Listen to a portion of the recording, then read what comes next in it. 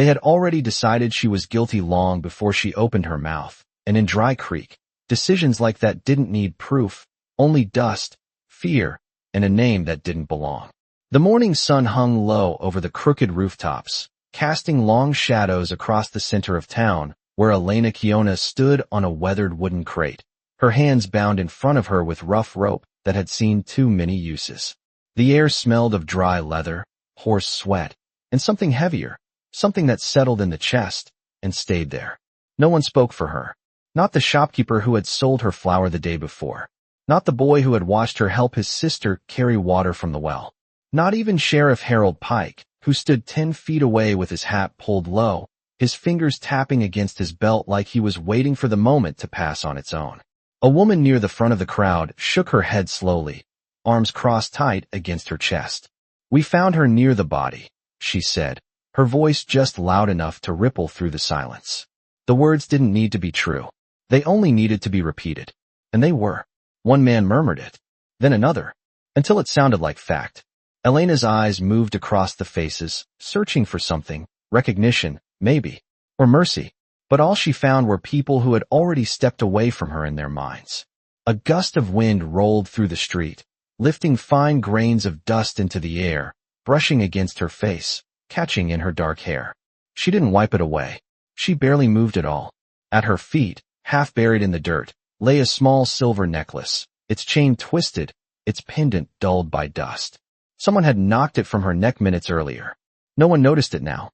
No one except the small child standing near the edge of the crowd, staring at it like it didn't belong there. The child took a step forward, but a hand pulled him back before he could reach it. "Don't," his mother whispered, sharp and quick. "Leave it." Elena lowered her gaze just slightly, enough to see the faint glint of silver beneath the dirt. For a moment, something flickered behind her eyes. Not fear, not anger, something quieter. Then it was gone. "Sheriff." Pike cleared his throat, the sound dry and uncertain. "We just need to be sure," he muttered, though he didn't sound like a man who was asking. He sounded like a man trying to keep up with something already moving past him. A voice from the back cut through the air. "She's Apache." It landed heavy. Final. Enough. No one argued. No one needed to.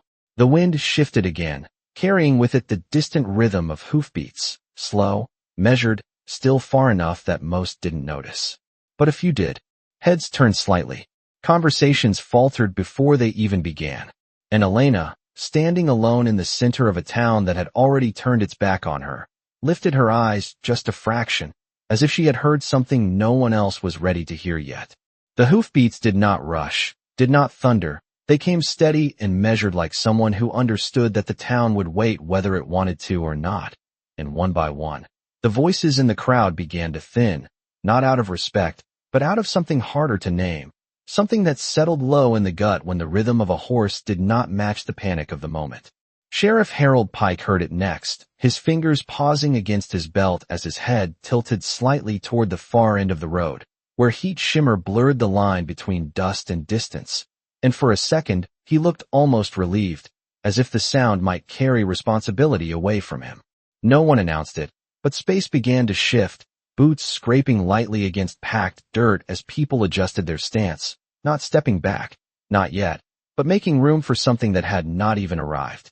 Elena did not turn her head fully, only enough that the edge of her vision caught the movement at the far end of the street, a lone rider cutting through the pale haze, his outline steady against the morning light, hat low, shoulders relaxed, the kind of posture that did not ask permission to enter a place like Dry Creek. The child who had tried to reach for the necklace looked again toward the ground, then toward the rider, then back to the ground as if the two things were somehow connected, though he could not have said why. The silver pendant still lay half buried, its edge catching just enough light to matter, unnoticed by those who had already decided what mattered. A man near the front crossed his arms tighter. "Probably just passing through," he muttered, but his voice did not carry the certainty it had moments ago. Another man glanced toward Sheriff Pike. "You going to handle this or not?" The sheriff exhaled slowly, eyes still fixed on the approaching figure. "I am handling it," he said, though his tone had shifted, softer now, less certain of where the line was drawn. The rider came closer, not hurrying, not slowing, his horse moving with a calm that felt out of place against the tension hanging in the air, each step deliberate, hooves pressing into the dry earth with a dull, steady sound. Dust lifted behind him in a thin trail that lingered just long enough to be noticed, then settled again like nothing had happened. Elena's gaze lowered once more, resting near the ground where the necklace lay, and for a brief moment her fingers twitched against the rope, not enough to struggle, just enough to remember what it felt like to reach for something that was hers. The wind shifted again, brushing against the edge of the crate beneath her boots, carrying with it the faint scent of sage from somewhere beyond the town, something cleaner, older, untouched by the noise gathering in the square. The rider reached the outer edge of the crowd, and no one stepped forward to stop him, not because they agreed, not because they welcomed him, but because something in the way he carried himself made interruption feel unnecessary. He did not speak when he arrived. He did not look at the sheriff first, nor the loudest voices, nor the men who stood closest to the crate. His eyes moved once across the scene, slow and deliberate, taking in the rope, the crate, the faces, the silence that had replaced the noise. Then, without a word, he guided his horse a few steps closer and stopped, the animal's breath visible in the cool morning air, steady and calm. Somewhere behind him, a screen door creaked in the distance, then closed again. No one noticed except Elena, who lifted her eyes just enough to meet his for the first time, and in that brief moment, something shifted, not in the crowd, not in the sheriff, but in the space between two people who had not yet spoken a single word.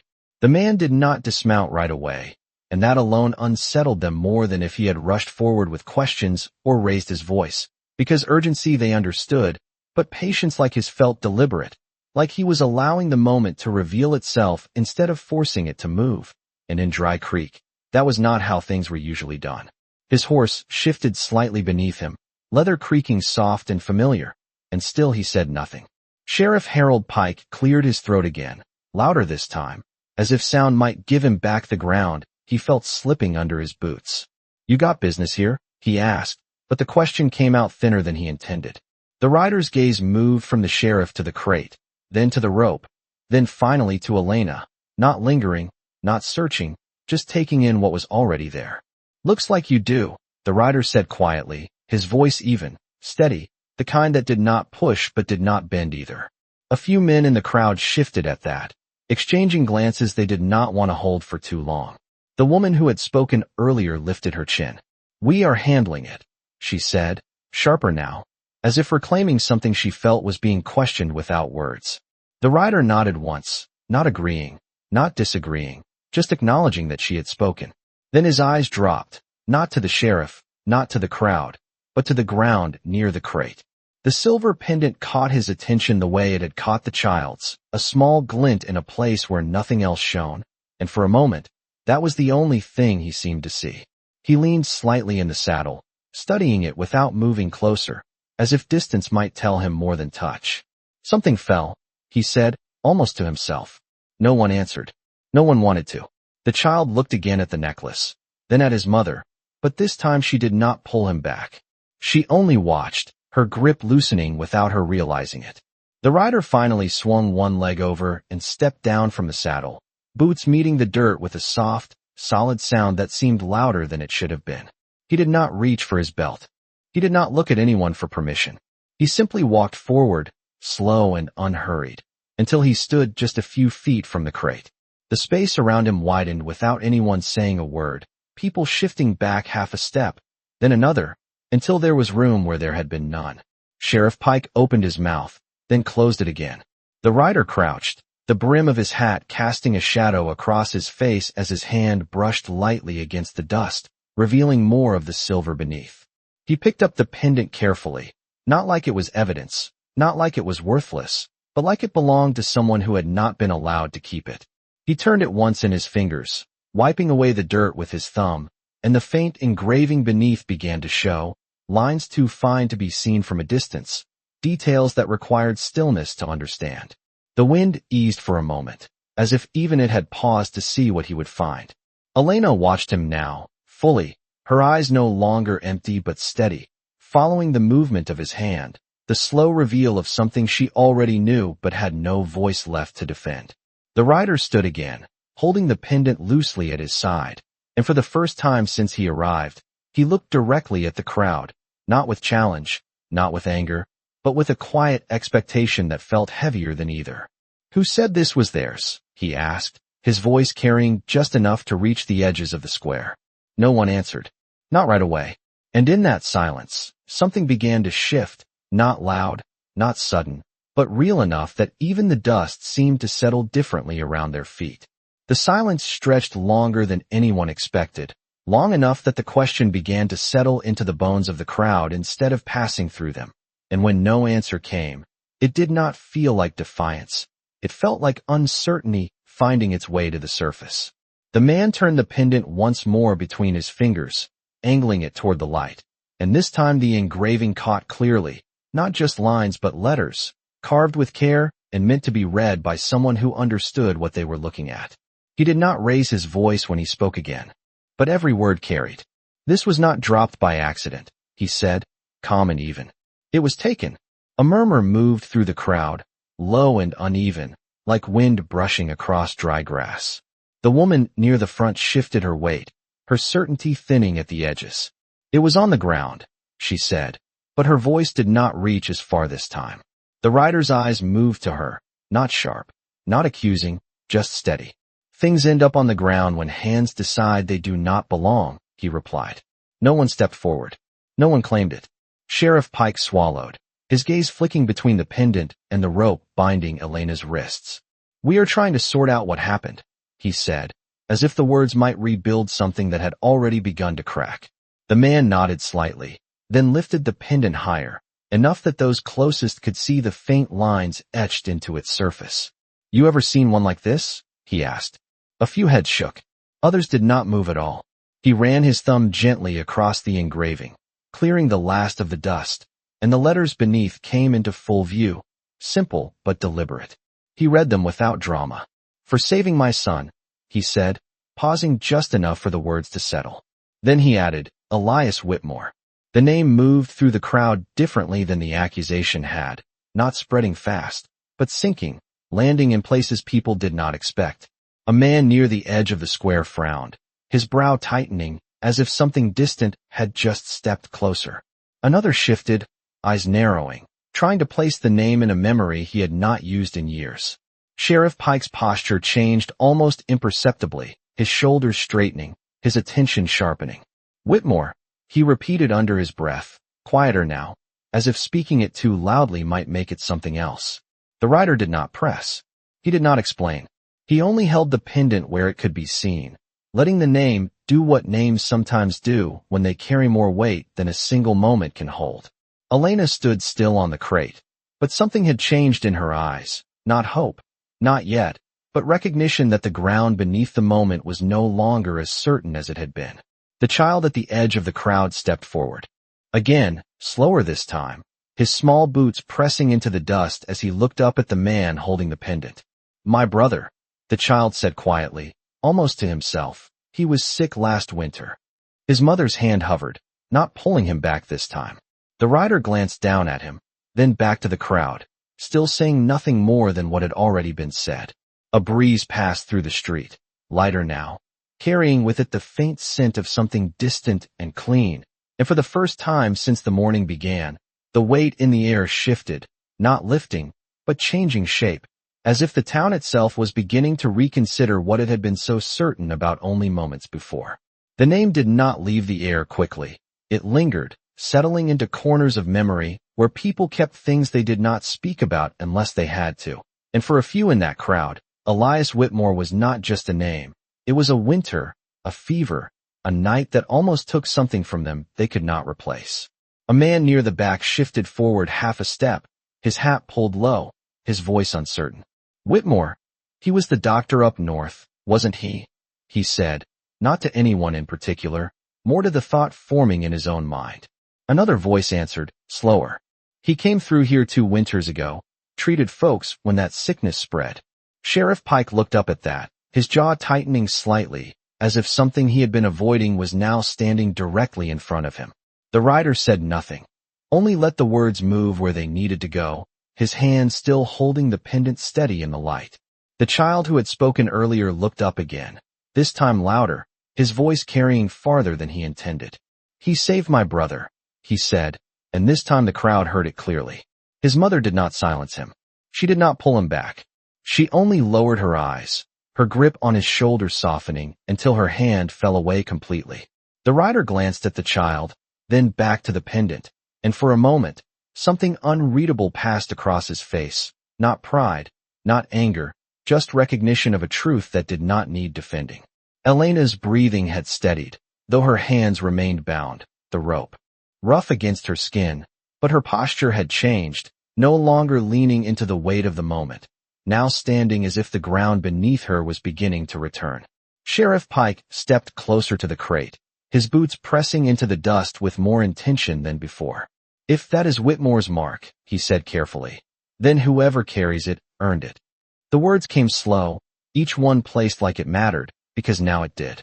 A man near the front frowned, shaking his head as if trying to push back against something he did not want to accept. "That does not prove anything about her," he said, but his voice lacked the force it had earlier, like it was no longer speaking for the whole crowd, only for himself. The rider turned slightly toward him, not confrontational, just enough to acknowledge the doubt. "It proves someone trusted her," he said quietly. "Enough to give her something that carries a name like that." The man did not answer. He looked away instead, his eyes dropping to the ground where the dust had already begun to cover the marks of where people had stood so firmly minutes before. The wind moved again, lighter now, brushing past coats and hats, carrying the faint creak of a loose sign somewhere down the street. The rider stepped forward one pace, closing the distance to the crate, and without asking, without ceremony, he reached out and held the pendant toward Elena. She did not move right away. Her eyes dropped to the silver, then lifted back to his face, searching, not for permission, but for intent. He gave none, only steadiness. Slowly, she lifted her bound hands as far as the rope allowed, and he placed the pendant gently against her fingers, letting it rest there for a moment before releasing it completely. The contact was brief, almost nothing, but it carried more weight than anything that had been said since morning. Around them, the crowd did not shift forward anymore. They did not speak over each other. They stood, quieter now, as if something unseen had drawn a line none of them were sure they wanted to cross again. And in that stillness, the question that had once felt so certain began to feel unfinished. No one gave the order, but something in the crowd had already begun to loosen, like a knot pulled. Too tight finally, giving way one thread at a time, and Sheriff Harold Pike felt it before he understood it. Felt it in the way the air no longer pressed against his chest, in the way the eyes around him no longer demanded action but waited for it. He looked at Elena, then at the rope around her wrists, then at the man standing beside the crate, and for the first time that morning, he seemed to realize that the moment did not belong to the crowd anymore. "Untie her," he said, not loud, not commanding, but clear enough that it carried, and that alone made a few heads turn, because it was the first thing he had said that sounded like a decision instead of an echo. One of the men nearest the crate hesitated, his hands hovering awkwardly, as if unsure whether to move forward or step back. "Sheriff," he began, but the word did not go anywhere. Pike did not raise his voice. He did not reach for his weapon. He simply looked at the man, steady and unblinking. "Untie her," he repeated, and this time there was no room left for doubt. The man stepped forward slowly, his boots scuffing the dirt as he reached for the rope, fingers fumbling slightly, as if the knots had grown tighter since he tied them. Elena did not pull away. She did not rush him. She stood still, her hands lifted just enough to allow the rope to be undone, the silver pendant resting lightly against her fingers as if it had always belonged there. The crowd watched, but not the way they had before. No one leaned in. No one spoke over the moment. They stood back, quiet, as if witnessing something they had not expected to see through to the end. The rope loosened, then fell away completely, dropping against the wood of the crate with a soft, dull sound that seemed louder than it should have been. Elena lowered her hands slowly, rubbing one wrist with the other, not out of pain, but out of memory, as if reminding herself that they were no longer held. Sheriff Pike exhaled, the tension in his shoulders easing just enough to be noticed, though he did not look at the crowd again. He kept his eyes on the ground for a moment, then lifted them toward the rider. "If "There is more to this," he said carefully. "We will find it the right way." The rider gave a small nod, not approving, not dismissing, just acknowledging that the words had been spoken.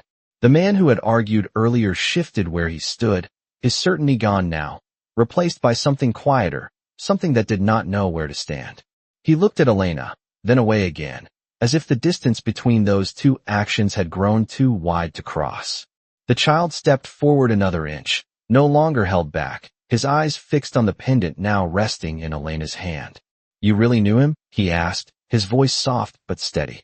Elena looked down at the silver, her thumb brushing lightly across the engraved name, and for the first time since she had been brought into the square, her voice returned, quiet, but clear. "He was kind," she said, "nothing more, nothing less." The wind moved gently through the street again, lifting the edge of a coat, stirring the dust just enough to remind everyone that time had not stopped, only shifted.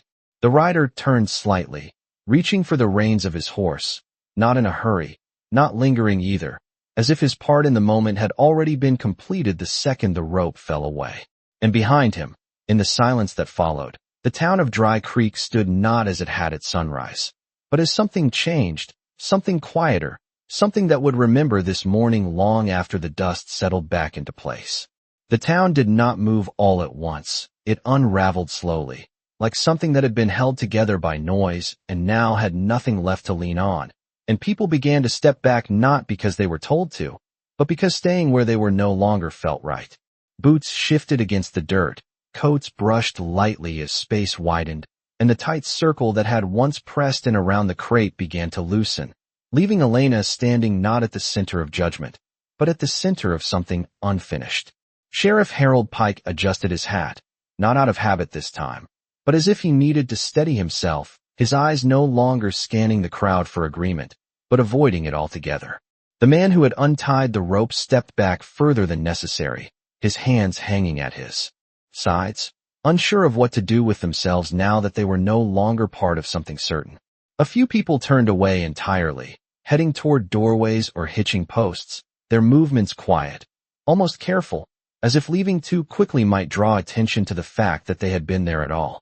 The woman who had spoken first remained where she stood, but her posture had changed, her arms no longer crossed, her gaze lowered to the ground, as if searching for something she had dropped and could not find again. The child moved closer to Elena now, not hesitating, his small step steady, his eyes still fixed on the pendant resting in her hand. "Does it mean you saved someone?" he asked, his voice open, without suspicion, without weight. Elena looked down at him, then at the silver, her thumb tracing the engraving once more before she answered. "It means someone remembered," she said softly, and the words seemed to settle deeper than anything spoken before. The rider had already turned toward his horse, one hand resting lightly on the reins, his movements unhurried, as if he had known from the beginning that he would not need to stay long. He did not look back at the crowd, and he did not wait for thanks.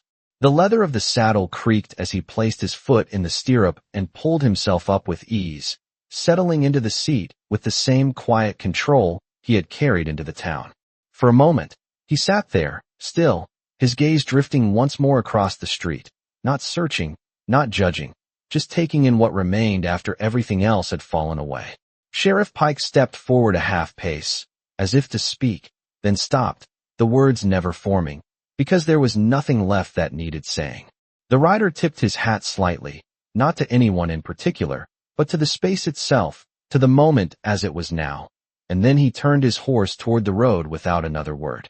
The hooves pressed into the dirt again, slow and steady, carrying him back through the same path he had entered, leaving behind only the faint imprint of where he had been. Elena stepped down from the crate carefully, her boots touching the ground as if it were something new, something she had to test before trusting again.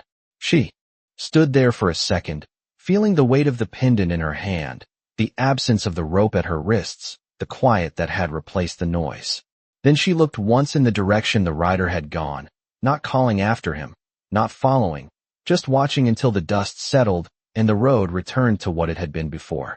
Around her, Dry Creek continued to breathe, but differently now, softer, as if the town itself had learned something it did not yet have the words to explain. The dust settled slowly after the rider disappeared beyond the bend in the road, but the quiet he left behind did not lift with it. It stayed, resting over Dry Creek like a weight no one had planned for, and for a while, no one seemed willing to be the first to disturb it. A screen door creaked open somewhere along the street, then closed again, softer this time, as if even the hinges understood that something had shifted. Elena stood where she had stepped down from the crate, the silver pendant now resting fully in her palm, its surface warm from her touch, its engraving no longer hidden, no longer questioned. She turned it once between her fingers, catching the light just as the rider had done, but her gaze was different, not searching for proof, not asking for belief, only holding on to something that had nearly been taken from her without reason. Sheriff Harold Pike remained a few steps away, his hat still low, but his posture no longer guarded, no longer uncertain in the same way. He cleared his throat, though there was no longer a crowd demanding to hear him. "Miss Kiona," he said carefully, the name sounding unfamiliar on his tongue, as if it should have been used sooner but never was. "You are free to go." The words came late, but they came, and in a place like Dry Creek, that mattered more than how long it had taken. Elena gave a small nod, not out of gratitude, not out of obligation, but acknowledgement, simple and steady. She did not wait for anything else. She did not ask for apologies. She simply began to walk, her steps measured, her shoulders straight, moving through the space that had once held her still. The people she passed did not stop her. They did not meet her eyes either. Some turned away, others watched quietly, their expressions caught somewhere between thought and regret, but no one reached out, and no one spoke her name again. The woman who had first accused her shifted aside as Elena approached, just enough to clear the path, her gaze fixed on the ground, her hands no longer folded, now hanging loosely at her sides like she no longer knew where to place them. The child stepped forward once more, closer now than before, his voice soft but clear. "Will you keep it?" he asked, nodding toward the pendant. Elena paused, just for a moment, looking down at him, then at the silver in her hand. "It was never meant to be lost," she said, and there was no anger in her voice, only certainty. The boy nodded, as if that answer made more sense than anything else he had heard that morning. Behind them, Sheriff Pike turned slightly toward the remaining townsfolk, his gaze steady now, not searching, not avoiding. "We are done here," he said, and though the words were simple, they carried something new, something that did not come from the crowd, but from a place he had nearly forgotten how to reach.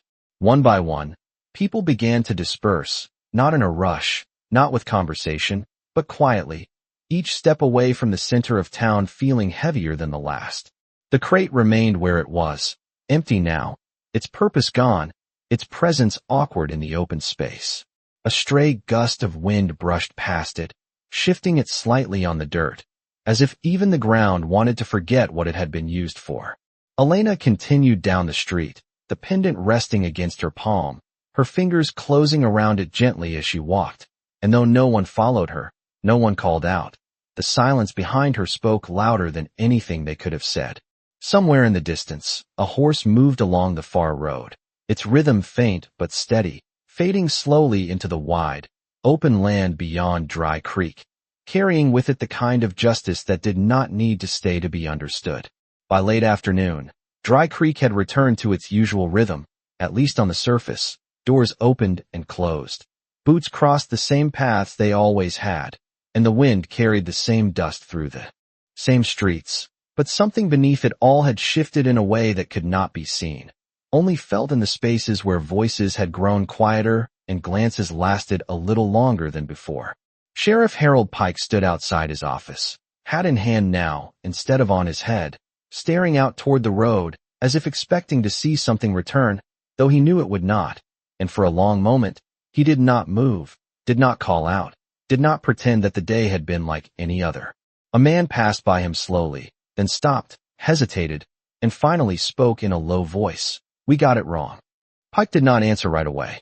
He only nodded once, small and deliberate, as if saying it out loud would not change what had already happened, but acknowledging it might keep it from happening the same way again. Down the street, the crate had been dragged aside, leaned against the wall of an empty building, no longer standing where everyone could see it, no longer something that held meaning, just wood and nails again. The woman who had first spoken that morning sat alone on the edge of the boardwalk, her hands resting in her lap, her eyes fixed on the ground where the dust had already erased every footprint. And for the first time, there was no one beside her agreeing, no one repeating her words, only silence that did not comfort her the way certainty once had. The child lingered near the well, tracing circles in the dirt with the tip of his boot, his thoughts somewhere between what he had been told and what he had seen, and every now and then, he would glance toward the road where the rider had disappeared, as if trying to understand how someone could arrive, change everything, and leave without asking for anything in return.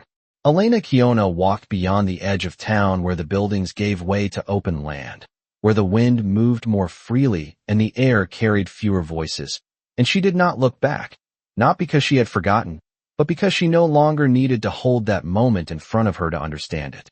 The pendant rested against her chest now, the chain repaired with a simple knot, the silver catching the light as she moved, not as a symbol for anyone else, but as something that belonged to her again. She paused once, just once, at the rise where the land opened wide, and in the distance, far along the road, a single rider moved steadily across the horizon, small now, almost part of the landscape itself. She watched for a moment, then lowered her gaze, her fingers brushing lightly against the pendant before she continued on.